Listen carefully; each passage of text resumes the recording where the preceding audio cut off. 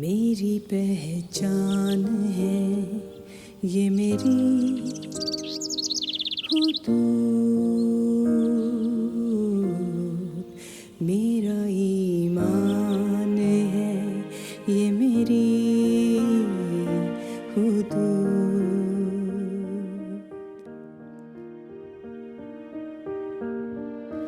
ये दुनिया तो फकत इज्जतों से खेले,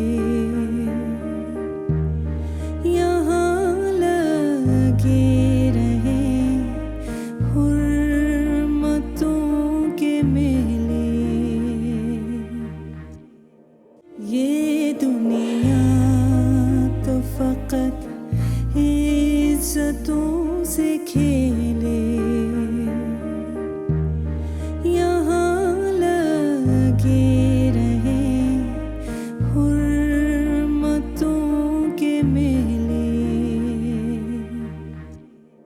फिर भी जीऊं सर उठा के मैं, फिर भी जीऊं सर उठा के मैं।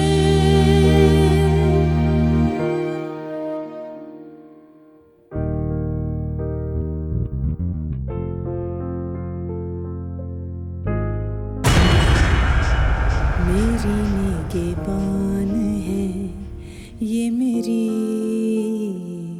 हुदूद, ये मेरी हुदूद। मेरी पहचान है ये मेरी हुदूद, ये मेरी परफेक्ट क्रिएट होता है अगर आप सही तरह प्रेजेंट करें तो। Exactly. Morning dad, morning mom. Good morning. क्या हुआ राहीन, बहुत थकी भी लग रही हो? कुछ नहीं मॉम, बस रात को अमल के घर से आते हुए देर हो गई एंड फिर नींद भी रात को नेचुरली देर से ही आई। एंड आपको तो पता है कॉलेज के आखिरी दिन चल रहे हैं, इतना कुछ हो रहा होता है, टाइम का पता ही नहीं चलता। कॉलेज के आखिरी दिन बहुत मेमोरेबल होते हैं। क्या प्लान्स हैं? बस डैड एग्जाम्स तो हो गए हैं, अब तो बस पार्टियां करनी है। कॉलेज के आखिरी दिनों को यादगार बनाओ, खूब एंजॉय करो, कोई आउटडोर एक्टिविटीज, कोई पिकनिक प्लान करो। मेरी कोई मदद चाहिए हो तो बताना। हमारी बेटी माशाल्लाह बहुत कैपेबल है, अपने फ्रेंड्स के ग्रुप को यही तो संभालती है। Of course, she is a born leader. Anyway, तुम अपनी एक्टिविटीज प्लान करो, पैसे वैसे चाहिए हो तो बता देना। थैंक्स डैड, फंडिंग तो हमेशा आप ही करेंगे। Of course.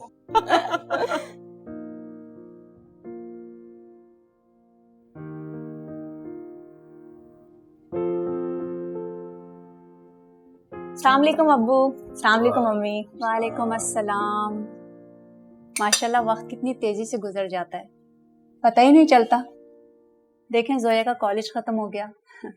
अरे भाई मुझसे पूछो, मेरी नजर से देखो, मेरी जोया आज भी वैसी छोटी सी गोल मटोल सी है, लिटिल एंजल, बाबा की जानी। जी अब्बू, लेकिन अब मैं वाकई बड़ी हो गई हूँ और बहुत जल्द प्रोफेशनल कॉलेज में होंगी। बेटा बच्चे कितने भी बड़े हो जाए ना, मगर वालिदैन के सामने वो बच्चे ही रहते हैं, छोटे से।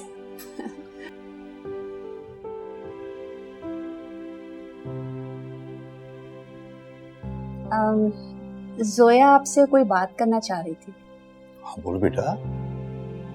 अब्बू, वो मेरे फ्रेंड्स कुछ प्लान कर रहे थे बाहर जाने का। दरअसल अब्बू, जोया के फ्रेंड्स फार्म हाउस जाने का प्लान बना रहे हैं। जोया उनके साथ जाना चाह रही है।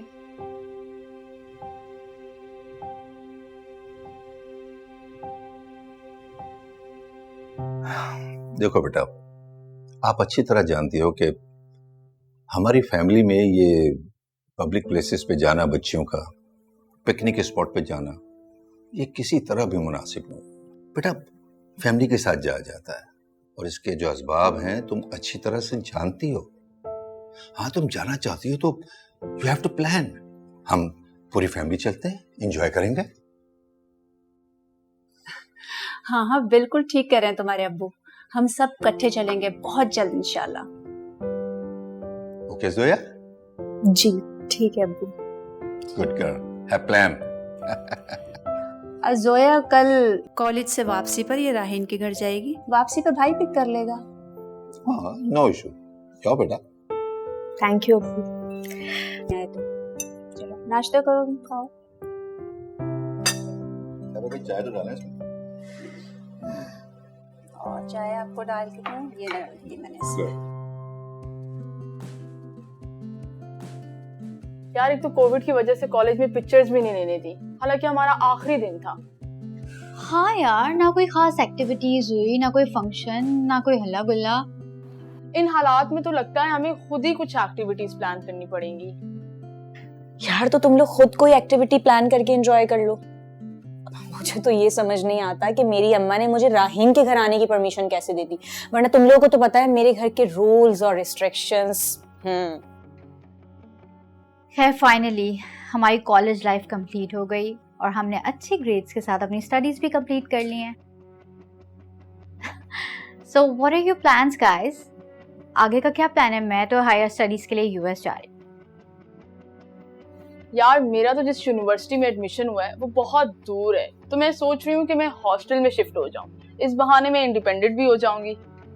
That's really nice.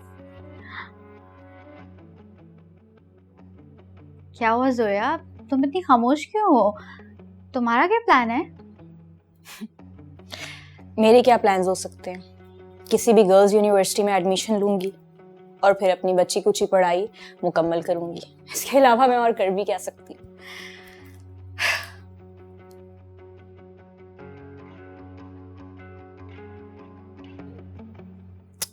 लो भाई, आ गए हमारे भाई साहब। जी भाई, ओके मैं आ रही हूँ नीचे, आप वेट करें। चलो भाई, मैं तो जा रही हूँ, लेट हुई तो अम्मी से डांट पड़ेगी। तुम लोग एंजॉय करो, हमारी जिंदगी में और क्या है।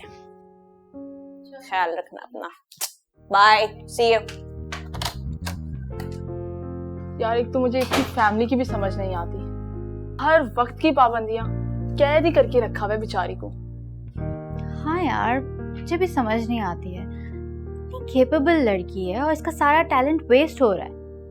इसके घर वालों ने ना इसको इंडिपेंडेंट बनाने के बजाय इसको महदूद कर दिया है बाउंड्रीज के नाम पे। और जितनी ये टैलेंटेड है इतना कुछ अचीव कर सकती है, लेकिन इसकी फैमिली इसको हर वक्त डिक्टेट करती रहती है और इस बेचारी का फ्रीडम तो मुस्तकिल छीना जा रहा है। ये लाइफ एक ही बार मिलती है, इसे पूरा हक है अपनी मर्जी से गुजारने का, अपने सारे ड्रीम्स को पूरा करने का। अजीब सोच है इसके घर वालों की। नजर आती है, यही दीवारें तो इसमतें बजाती हैं।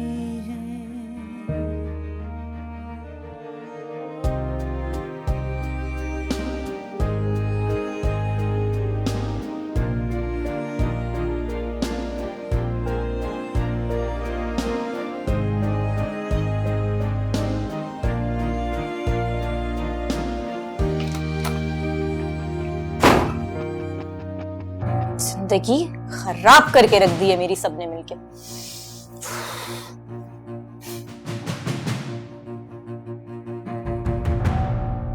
अम्मी, इससे क्या हुआ है? पता नहीं इसे क्या हो गया है, तुम तो जानती हो बेटा, ये ऐसी ही है। जाओ जाकर मालूम करो क्या हुआ है। आप बैठे, मैं जाके देखती हूँ।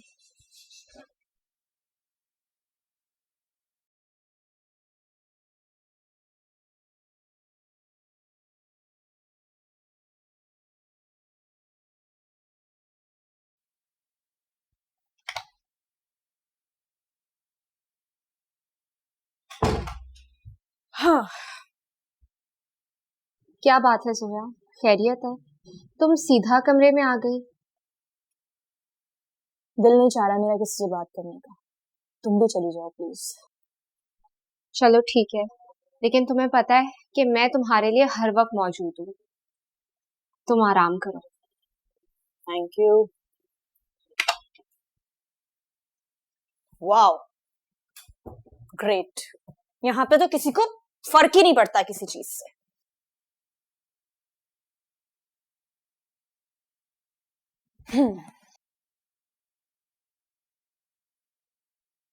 गाइस बहुत ही मजे की न्यूज है।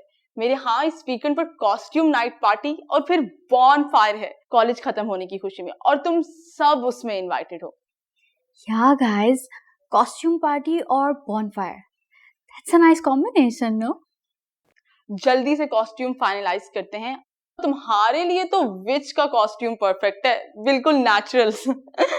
जोया, तुम मुझे अपना बताओ, तुम्हारे दिमाग में क्या आइडिया है कॉस्ट्यूम का? यार तुम लोगों को तो पता है मैं नहीं आ सकती इस पार्टी में। तुम लोग जानते तो हो मेरे घर की मजबूरियां।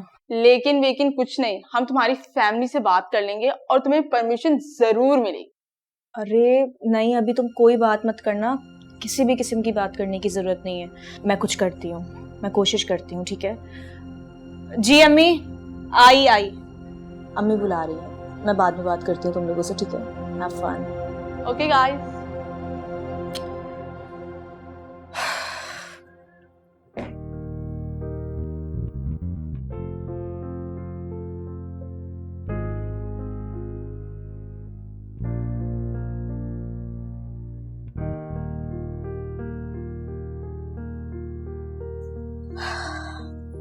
जोया, क्या हुआ?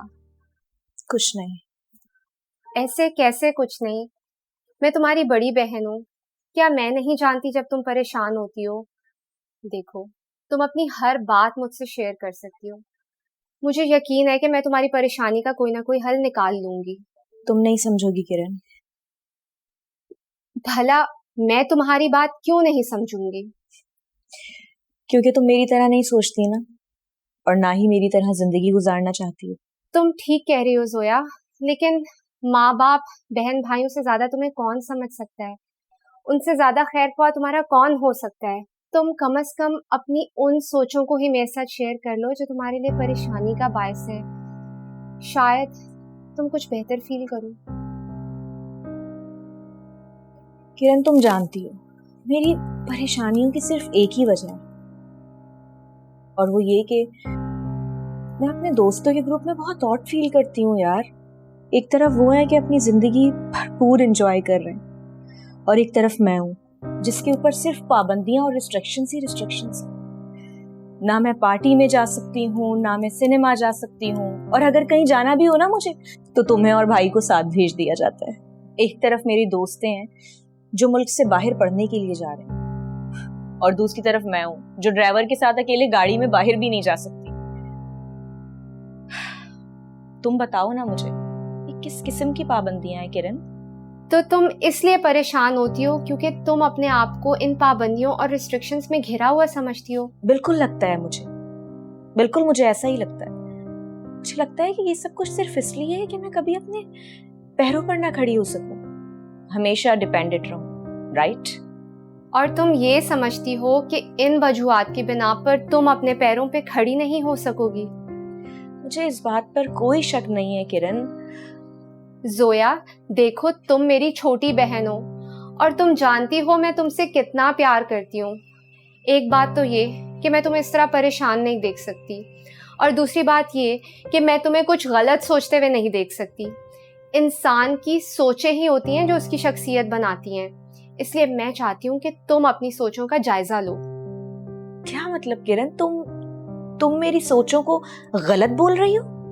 तो इस बात को यूं ले लो कि शायद तुम अपनी महदूद मालूमात की बिना पर अपनी सोचों को सही समझ रही हो, लेकिन शायद जिंदगी के कुछ एंगल्स तुम्हारी नजरों से ओझल हैं जिनको जानने के लिए तुम्हें अपनी सोच को बदलना पड़े। कैसे एंगल्स? सबसे पहला एंगल तो ये कि तुम सोच और देख किस नजर से रही हो। क्या मतलब? मतलब ये कि तुम एक 18 साल लड़की के एंगल से सोच रही हो या फिर सबसे बढ़कर अल्लाह ताला की नजर से देख रही हो। ऑफ कोर्स किरण, मैं खुद सोचती हूँ और अपनी नजर से देखती हूँ। जोया, शायद यही वो बात और फर्क है जो तुम्हारी डिस्टर्बेंस की वजह है। तुम खुद ही बताओ, मैं और तुम ज्यादा बेहतर सोच सकते हैं या फिर हमारे वालिदैन, या फिर सबसे बढ़कर अल्लाह ताला? जाहिर सी बात है किरण, वालिदैन और सबसे बढ़ के अल्लाह ताला। जोया, अल्लाह ताला और वालिदैन हमसे बहुत मोहब्बत करते हैं। वो चाहते हैं कि हमारी ज़िंदगी में कोई परेशानियां और मसाइल ना आए, इसलिए वो हमारी भलाई के लिए हमारी ज़िंदगी को अपने इल्म और तजर्बे की निगाह से देखते हैं, जबकि वालिदैन की निगाह और सोच अल्लाह ताला के अहकामात के ताबे है। तो क्या मैं अपने दिलो दिमाग से सोचना बंद कर दूं और दुनिया को देखना छोड़ दूं? जोया, सच्ची बात तो ये है कि मुसलमान ये अहद कर चुका है कि उसके हर अमाल और सोच अल्लाह ताला के अहकामात के ताबे होंगे, क्योंकि उसको इस बात का यकीन होता है कि अल्लाह ताला के हर हुक्म में उसकी बेहतरी है। जोया, क्या तुम्हें इस बात का यकीन नहीं है? यकीनन मुझे इस बात पे कोई शक नहीं है, और मैंने कब इस बात पे इख्तिलाफ किया कि हमें अल्लाह की इबादत नहीं करनी चाहिए? अल्हम्दुलिल्लाह, मैं तो खुद इबादत करने की पूरी कोशिश करती हूँ किरण। देखो, इबादत का मतलब होता है इंस्ट्रक्शंस को फॉलो करना। अब हमें ये देखना होता है कि हमारी ज़िंदगी में किस भी वक्त कौन सी इंस्ट्रक्शंस आ रही हैं, जिसमें हमारे लिए कुछ डूज एंड डोंट्स होते हैं, जो कि सिर्फ और सिर्फ हमारी बेहतरी के लिए होते हैं। मिसाल के तौर पर तुम इस वक्त अपनी सूरत हाल को देख लो। तुम इस वक्त खुद को पाबंदियों में घिरा हुआ महसूस करती हो। तुम जिंदगी अपने हिसाब से जीना चाहती हो, लेकिन सूरह असरा की आयत नंबर 11 में अल्लाह ताला फरमाते हैं, इंसान तो अपने लिए शर इस तरह मांगता है जैसे कि खैर मांगना चाहिए। लेकिन हमें कैसे पता चलेगा कि हम शर मांग रहे हैं या फिर खैर? बहुत आसानी से। अल्लाह ताला ने हमारी जिंदगी के तमाम जरूरी फैसले पहले से तय कर रखे हैं। तुम ही देख लो, आजकल का एक बहुत बड़ा मसला औरतों की सिक्योरिटी है। तुम जानती हो कि हम जिस माशरे में रह रहे हैं ये कितना गैर महफूज हो चुका है। हाँ किरण, ये बात तो अक्सर मुझे भी बहुत परेशान करती है। हमारे माशरे में औरतों के साथ बहुत नाइंसाफी होती है, बहुत गलत सलूक किया जाता है। देखो, ये सब जानते हुए भी तुम माशरे में अकेले आना जाना चाहती हो, और ये सिर्फ हमारे माशरे में नहीं होता, ये पूरी दुनिया में होता है। लेकिन इस सब के पीछे वजूहात हैं। इस सिचुएशन से काफी हद तक बचा जा सकता है। वो कैसे किरण? बिल्कुल ऐसे ही जैसे हमारे वालिदैन कर रहे हैं, अल्लाह ताला के अहकामात को जानकर अपनी और हमारी जिंदगियों पर अप्लाई कर रहे हैं। अब मेरे बाहर दोस्तों के साथ आने जाने और घूमने में कौन सी खिलाफ वर्जी और वायलेशन हो रही है किरण? ये कौन सी बात थी? अल्लाह ताला मुआशरे की नफ्सियात और बीमारियों को अच्छी तरह जानते हैं, इसलिए अल्लाह ताला ने सूरह अहज़ाब में 2 ऐसे डूज एंड डोंट्स बताए हैं जिनको फॉलो करके औरतें आजकल के कई मसाइल से बच सकती हैं। कैसे डूज और डोंट? पहला ये कि औरतों को अपने घरों से ज्यादा कनेक्टेड रहना चाहिए। उनको बगैर किसी वैलिड वजह के घर से बाहर की एक्टिविटीज में बहुत ज्यादा इंगेज नहीं होना चाहिए। तुम गौर करो, इस्लाम तो तालीम का हुक्म देता है, लेकिन बहुत सारी खवातीन तालीम और प्रोफेशन के नाम पर घर से ज्यादा घर के बाहर के माशरे से बहुत ज्यादा कनेक्ट हो जाती हैं। इससे ना सिर्फ उनकी घरेलू जिंदगी मुतासिर होती है, बल्कि वो जहनी और जिस्मानी हादसात का शिकार हो जाती हैं, जिसके बारे में हम आए दिन देखते और सुनते रहते हैं। देखो जोया, ये लोग और मुआशरा इसी तरह रहेगा, लेकिन हमें खुद को और अपने चाहने वालों को परेशानियों से बचाना है। ये बात तो बिल्कुल ठीक है किरण, हमें खुद ही अपनी हिफाजत करनी पड़ेगी। बिल्कुल ठीक। और दूसरी बात ये कि सूरह अहज़ाब में अल्लाह ताला ने औरतों को डिसेंट ड्रेसिंग यानी सर और सीना कवर करने का हुक्म दिया है। इसका मकसद औरतों पे जुल्म करना नहीं है, बल्कि उनको सताए जाने से बचाना है। बुरा वक्त किसी पे भी आ सकता है। अब तुम ही बताओ, कौन सी औरत रिलेटिवली ज्यादा महफूज होगी, डिसेंटली कवर्ड या कैजुअली ड्रेस्ड? आमतौर पर जो प्रॉपरली कवर्ड होती हैं वो बहुत सी सिचुएशन से बच जाती हैं। एग्जैक्टली। तो तुम इस बात पे मुत्तफिक हो कि अगर औरतें अपना ज्यादा वक्त घर पे गुजारें और अपने लिबास को अल्लाह ताला के अहकामात के मुताबिक रखें, तो वो काफी हद तक महफूज रह सकती हैं और उनकी खानदानी जिंदगी पुरसुकून गुजर सकती है। जैसा कि तुमने सारी जिंदगी हमारी अम्मी को करते हुए देखा। तुम बिल्कुल ठीक कह रही हो किरण। मैंने काफी हद तक तुम्हारी बात को समझा। मैंने वाकई जिंदगी को इस एंगल से कभी नहीं देखा था। एक बात और कि ये सब जानने के बाद अब हमारी चॉइस है कि टेक इट और लीव इट। जैसा कि तुमने कहा ना कि मैं तुम्हारी तरह नहीं सोचती, असल में मैं जिंदगी को अल्लाह ताला के अहकामात की निगाह से देखती हूँ।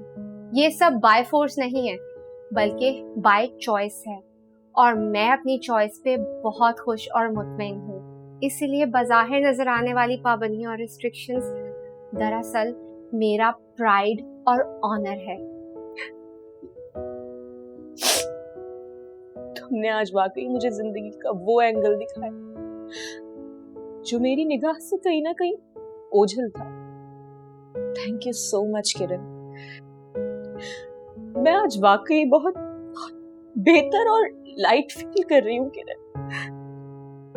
Thank you so much. Zoya, Allah ताला के बनाए हुए रिश्तों का मकसद ही एक दूसरे को सहारा देना होता है। मुझे बहुत खुशी है कि तुमने मेरी बातों को गौर से सुना और समझने की कोशिश भी की। मुझे हर सोच पे मुकद्दम है कि मुझे हर सोच पे मुकद्दम है कि रब का फरमान है ये मेरी हुदूद, ये मेरी हुदूद।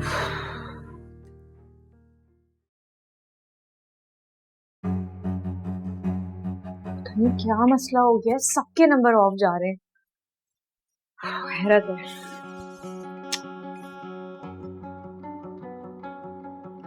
हो सकता है कि वो लोग बिजी हों। हाँ लेकिन फिर भी स्ट्रेंज। ऐसा भी क्या हो गया सबके नंबर बन जा रहे हैं? गॉड, क्या करूं? फाइनली कॉल आ गई। किसका नंबर है? हेलो जोया, तुम्हें पता चला क्या हुआ? कहाँ हो तुम लोग सब? कब से तुम लोगों का फोन ट्राई कर रही हूँ, सबके नंबर बन जा रहे हैं। और ये तुम किसके नंबर से फोन कर रही हो? तुम बस शुक्र अदा करो कि तुम हमारे साथ पार्टी में नहीं आई। हाँ लेकिन हुआ क्या है? जोया, राहीन की पार्टी में ना उसके भाई, उसके कजन्स और उनके कुछ फ्रेंड्स भी इनवाइटेड थे।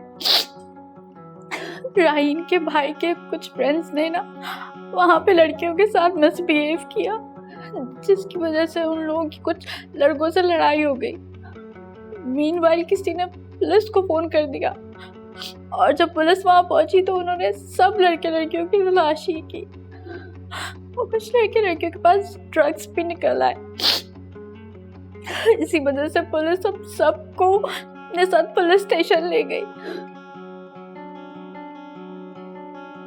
बहुत बुरा हुआ है हमारे साथ। सब बहुत अजियत से गुजर रहे हैं। पार्टी में जितने भी लड़के लड़कियां थे सबके फोन पुलिस कस्टडी में है। ये तो डैड ने अपना इन्फ्लुएंस यूज किया और इस केस को मीडिया में आने से रोक दिया और मेरा नाम इस केस से ड्रॉप करवा दिया, वरना गॉड नोस के क्या होता मेरे साथ। आई जस्ट विश के हमारे सारे फ्रेंड्स का नाम इस केस से क्लियर हो जाए। क्या कह रही हो तुम? ये खुदाया, इतना सब कुछ हो गया? चलो जोया, मैं चलती हूँ, मामा बुला रही हैं। बाय। हेलो, लेकिन मेरी बात किरण,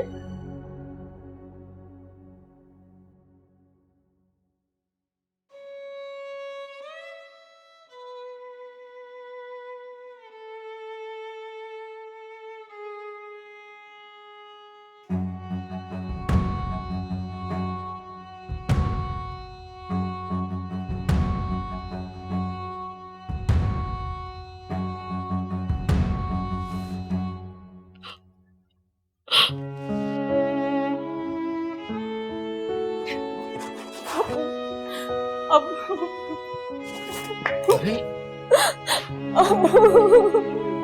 क्या हुआ बेटा? अम्मी, अबू, इसके फ्रेंड्स आज सारे पार्टी में गए थे, फिर पुलिस आ गई।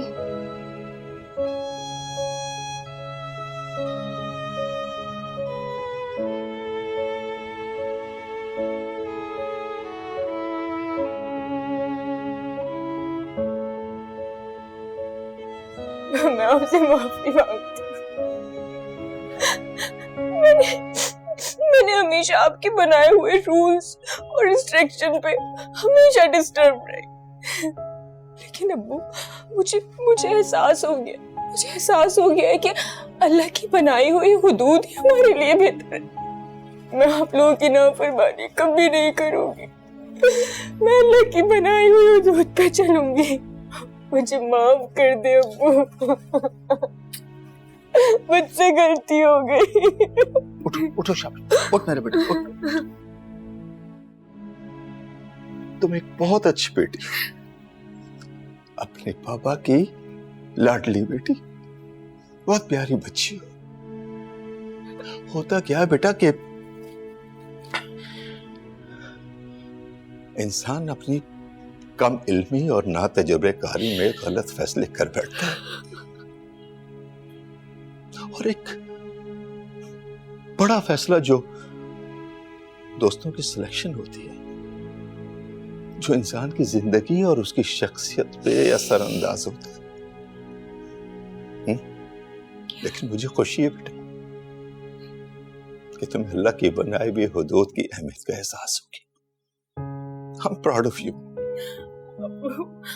अब्बू, मैं बहुत खुशकिस्मत हूँ, मुझे आप जैसे वालिदैन मिले। किरण जैसी बहन मिली। अब्बू, आपको तो पता भी नहीं है किरण ने मेरी कितनी मदद की। उसने मुझे गलत और सही में फर्क बताया। किरण ने हमें सब बता दिया बेटा, बहुत प्यार करती है तुम्हारी बहन तुमसे।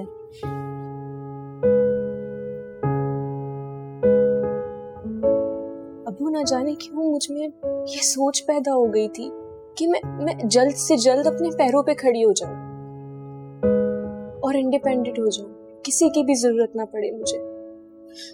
लेकिन अब्बू, मुझे अब ये बात समझ आ गई है कि अल्लाह के बनाए हुए रिश्ते ही हमारे लिए हमारे पैरों की मजबूती होते हैं, और जिन लोगों के पास ये रिश्ते नहीं होते वो लोग कभी अपने पांव पर नहीं खड़े हो पाते। सही मायनों में तो कभी भी अपने पैरों पर खड़ी नहीं हो पाई आप लोगों के अलावा।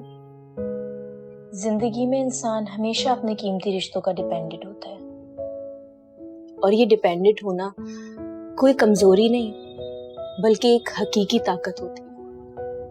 और मुझे ये बात बहुत अच्छी तरीके से समझ आ गई है। जिंदगी में जो गलतियां मैंने की हैं आगे नहीं दोहराना चाहती। अल्लाह पाक जिंदगी में कभी भी किसी इंसान को रिस्ट्रिक्ट नहीं करते। मिसाल के तौर पे हमारे दीन में तालीम हासिल करना फर्ज करार दिया गया है। औरतों पे भी लागू होती है ये बात। अल्लाह की बनाई हुई हुदूद में रहते हुए अपनी ख्वाहिश के हिसाब से तालीम हासिल करो बेटा, जरूर करो, और हो सके तो डायरेक्टली इनडायरेक्टली अपने माशरे की बेहतरी में किरदार अदा करो। अरे हम सब तुम्हारे साथ हैं, तेरा बाबा तेरे साथ है? मेरा साईबान है ये मेरी हुदूद, ये मेरी हुदूद, मेरी पहचान है ये मेरी हुदूद, मेरा ईमान है ये मेरी हुदूद। हेलो जी, मैं बोला जोया, हॉस्पिटल से फोन आया, इमरजेंसी है। कमिंग। नहीं, रोते नहीं हैं। हेलो। ओह गॉड, आप लोग फौरन ऑपरेशन थिएटर रेडी करवाएं और टीम से बोलें ब्लड अरेंज करें। मैं आ रही हूँ।